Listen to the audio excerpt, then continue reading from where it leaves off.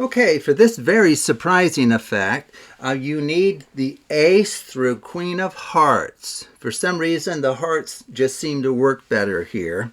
So I'll go ahead and just gather these up, and then I'm going to deal out the cards into 6 piles, okay?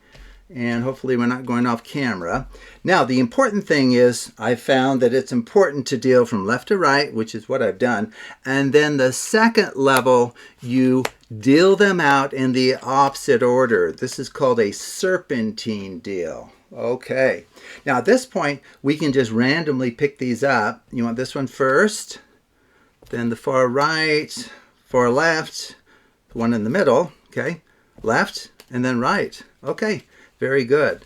Now to further mix the cards, we'll go ahead and just deal out into 2 piles with random stacking decided by you.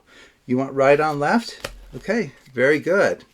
And then we'll give the cards a good Charlier shuffle. If you were here, I'd have you actually randomly cut the cards at any location. That would be just fine. Okay, so this is what I wanted to show you and get a recording of it.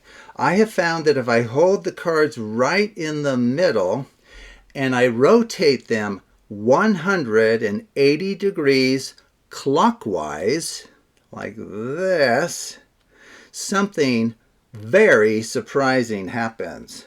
So I'm going to deal out 6 cards here, just half of them. There we go. And what I have found to be true is we get a kind of a perfect matching or a perfect summing up of the top cards. The top cards will always add to the same value. So here we got 7. So the other ones will have to add up to 7 as 6. Oh, that's not right. 11 and 17. 9, 20, 19. Why in the world did that not work? It's worked every single time in the past. Wait a second. Do you remember when I held it like this? Did I spin it counterclockwise, which is what I was supposed to do, or did I spin it clockwise? I'm thinking, I think I spun it clockwise, which is wrong. So we're going to have to go back in time and correct that. Okay, here, I've corrected that mistake. Now we need to rotate it 180 degrees counterclockwise. Okay, now let's just go through and rerun all of this here. Okay. So the hope is that we get the same sum for all of these. Okay, so 9 and 4, that's 13. Do the next 2 add up to 13? Well, queen is a 12. That's 13. Those add up to 13. Jack is an 11, so that's 13. 13 again.